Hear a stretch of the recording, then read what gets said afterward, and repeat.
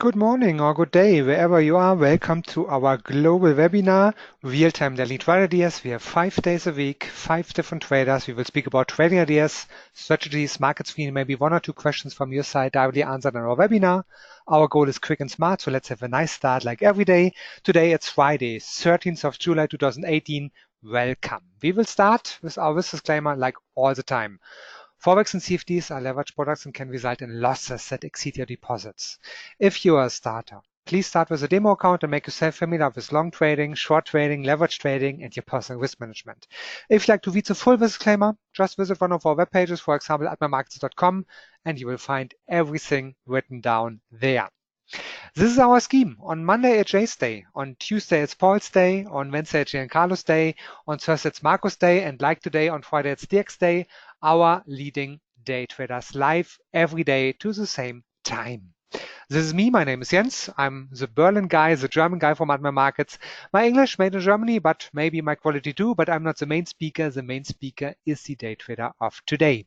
And of course, if you like to trade, we will be very happy if you do it with us. You will get many benefits only with us. For example, one of our bestseller DAX 30, usually just 0.8 points during the main trading hours. But now in July, we are celebrating, we are partying the DAX because the DAX index has an anniversary day, 30 years of the DAX index. So that's why you get just now 0.5 points during the main trading hours. Should be globally the best offer for DAX 30 CFDs.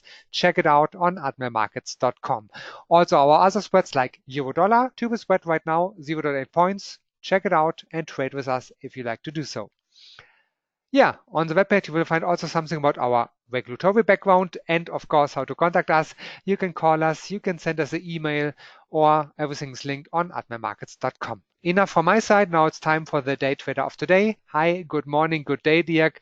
What's your view to the markets today?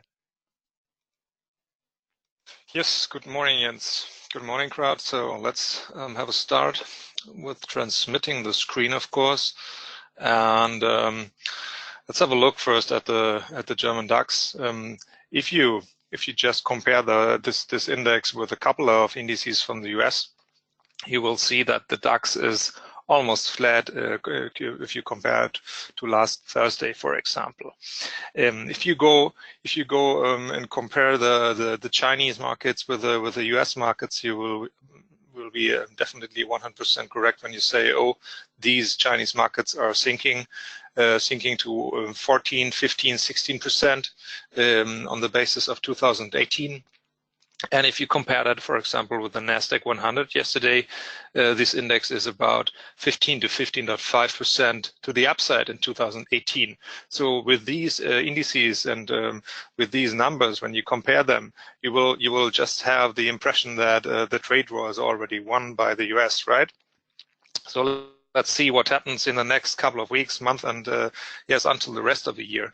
Because one thing for sure is happening, and not only with the DAX, one thing for sure is happening, that a couple of currencies are depreciating. So, for example, the Chinese yuan is depreciating in the last weeks, and somehow that is about to reduce the pressure of the so-called tariffs. And there are a couple of tariffs out there the U.S. administration launched, and those tariffs are around 10%.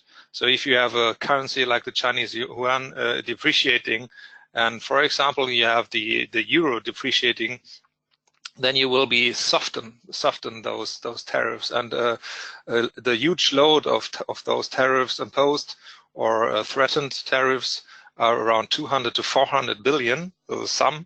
And if you sum it up to maybe the whole tariffs which are already threatened out and not effective completely, but if you just have a look at the complete amount of money, we are talking about possibly 1 trillion US dollars amount. And I just checked that out, while some analysts said that if you are comparing that 1 trillion US dollar amount of global threatened tariffs, that would be an amount of 1.2% of the global GDP. And that stands for 5.8% of the global trade. So in fact, even if it's running into a really heavy trade war and a couple of really hard imposed tariffs, you might be not too heavily affected from the global trade perspective. Of course, the two, for example, China, they will be affected more. So let's see how that turns out to be. What has it to do with the DAX? So first of all, we are on the global scale, and the DAX is one of the leading indices in Europe and one of the leading indices in the world, with a couple of other Asian and US indices, as you know. And we got a lot of exporters, so it's very important to have a look and to always pay attention to those things going on at politics and trade politics and stuff like that. For the next days coming, or even the next 3 weeks, it might be something like a relief on the longer term. So something like the next days to come, you will be having you will be paying attention to a couple of companies. The US companies, it's the so-called earnings season, and the earnings season is about to start, really about to start today. So pay attention at those companies like US banks, like JP Morgan, like Citigroup, and Wells Fargo.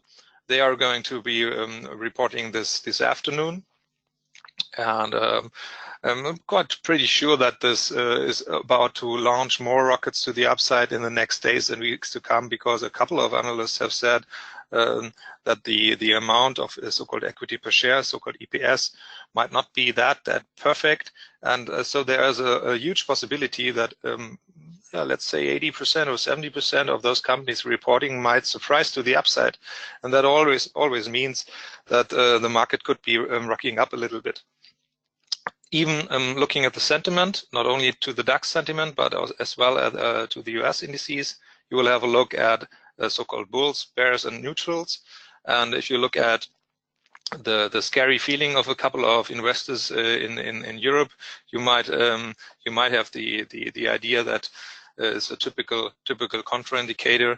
If people have a lot of fear, that's a good thing to buy stocks. So just saying what is going around and just reporting what the current status around a couple of markets are. So first of all, as you can see here in the screen, you get the daily chart of the DAX. You got the record high around those almost 13,600, and to the downside you got the low around these 11,700, let's say. And if you combine that, you will be seeing that Fibonacci retracements, as you can see with the black lines here, with the 50% and the 61.8%.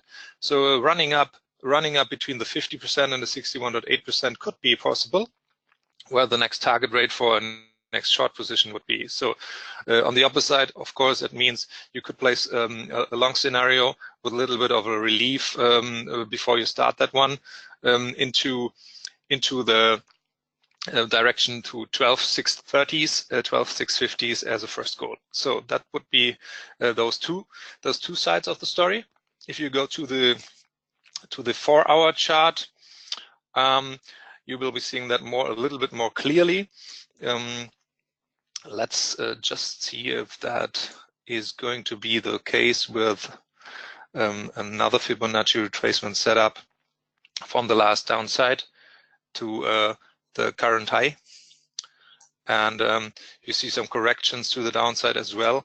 You might be interested in placing the next long scenarios around the 50 or around the 61.8%. If it really comes down there, is at 12,310, 12,320s. As I said, I'm not thinking about this heavy slide to the downside, so it might be a better entry around this current test of the 23.6, which we see here around those 12,510s, 12,515s with the first try. Imagine, of course, there's another thing I just implemented in the chart here, the so-called pivots. So the Admiral pivots are giving you a little bit of a hint where the pivot point and the support one and so on is. You will be seeing that stuff when you just insert it with the Admiral pivot when you go to your navigator on the platform and just start the pivot, and it will be implemented in your chart. Okay, so that just from the technical perspectives, let's go to another really skyrocketing market. I spoke about this Nasdaq 100, going to really big fat candles, as you can see, and let's see that projections to the upside here as well. And when you just mark those levels here, you will be seeing that we will be around even the 7,570s here at this 161.8 projection level. So that's a huge number up there. If you, for example, go to a couple of indicators or use the indicator like the RSI, you will see that we are not overbought yet. We are not on overbought territory on the daily. Right now we are hovering around the 60, 65ers. So from that point of view, there's still a couple of there's still a bit of room to the upside there. Of course, you make a run to the upside more into the earnings season right now. Could be a way to trade the market into the trend line, of course, into the trend. And on the upper side, of course, you could be waiting until it reach the levels between the 138.2 and 161.8. Which means that I usually try to show you that one with a so-called trading box, which is something like a possible short zone between this. So 7,498, for example, into 7,520s, where it could be interesting to place a short, possibly. That could be the same case when you're talking about points like these, like 7,490s and 7,41020s, you will be seeing the RSI into the overbought territories around 70 to 75 possibly. All right, just let us delete this indicator and just place just for checking out where a couple of other indicators or lines, trends and stuff like that are around, like the moving average 100 and the moving average 200. So this one implementing right here, and on top, we will be implementing another one, the 200 as well. So just checking out where all these lines are, and just like to show you where the market is, how far it really rocked, or how far the rocket launched already, and how far it went off the ground from the moving averages here. Okay. Go to the downside here. If you just think about a little bit of a relief until the weekend, or if you think about that some market participants are more likely to take the winners into the weekend, possibly, you never know. Of course, it could be a first target zone at the 61.8 level, which would speak for a so-called short strategy here. You could place that one into direction 7181. Actually, as you can see, this is a sell order. The sell order here is placed. It's only a small. Let's just, of course, show you that one in the terminal. It's just a short to 7390s here, and the stop loss scenario at 7405. First try here. Right now, a little bit of a profit, even if it runs to, let's say, 20 to 25 or 30 bucks, something nice to grab, and just to go away with it. All right, just closing that one, and we will be speaking about euro-US dollar later on. So that would be a scenario, a possible scenario for the Nasdaq.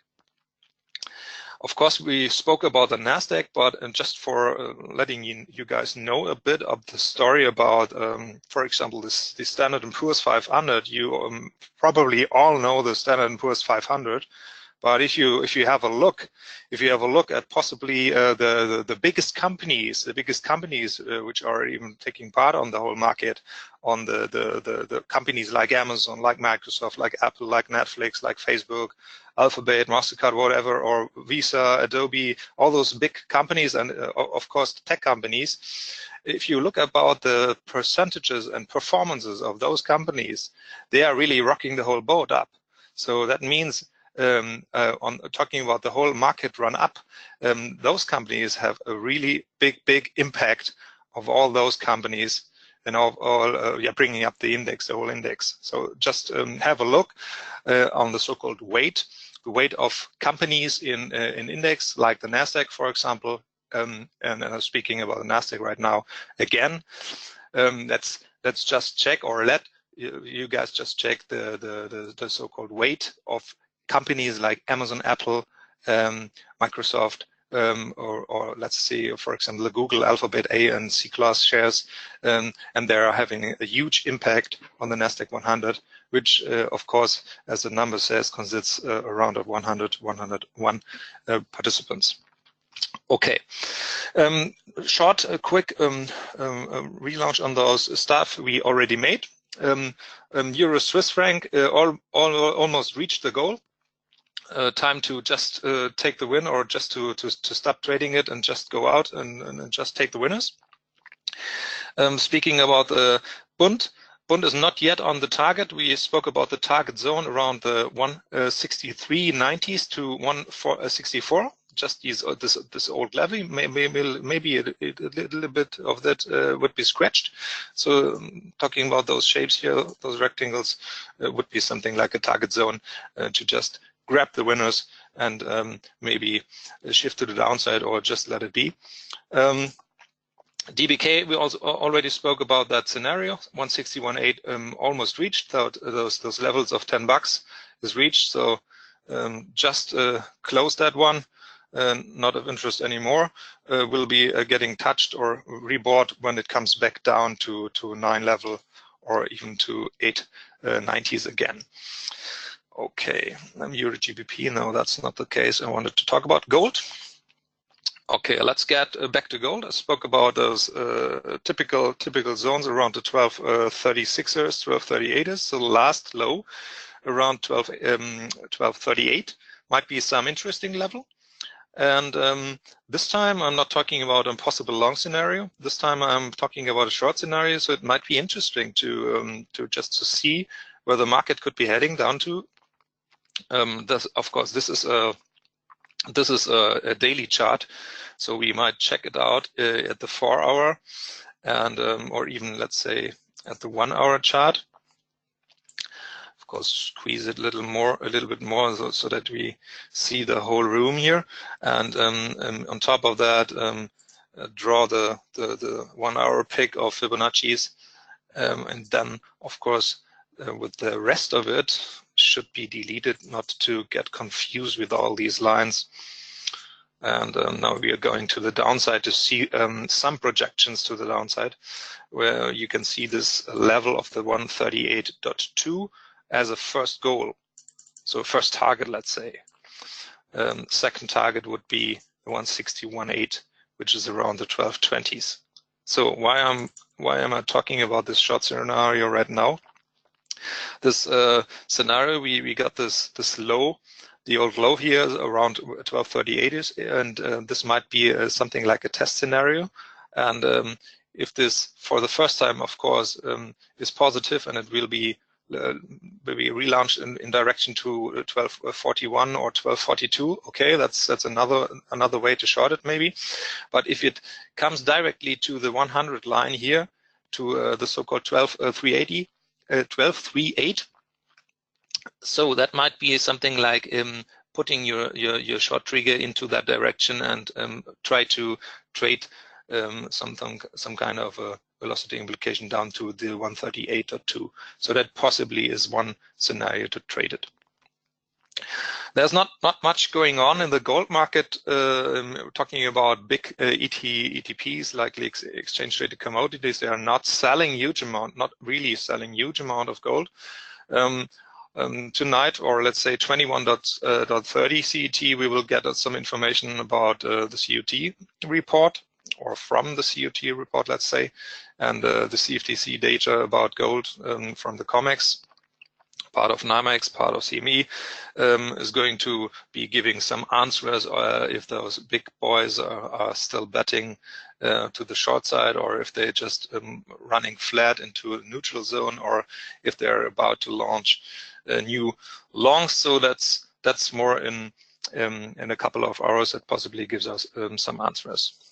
Okay, as far as the markets are concerned about equity markets are rocking up, gold of course is not shining when a couple of equity markets are really skyrocketing, because gold has no interest and gold is on top of it, not really with a huge intrinsic value. So stuff like that is always a point. Could be another point that gold will be costing more money in the next days, weeks, and months to come, when target rates are going more up. So all these kind of points, or maybe speak about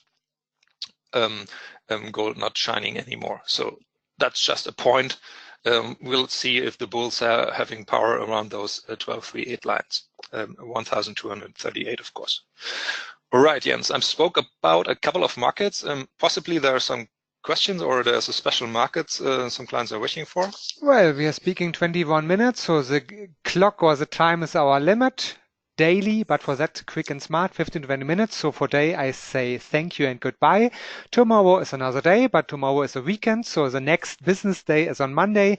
If you like to join there, our day trader of the day will be there. Thank you for now. All the time, best trades, and the last words by Dirk.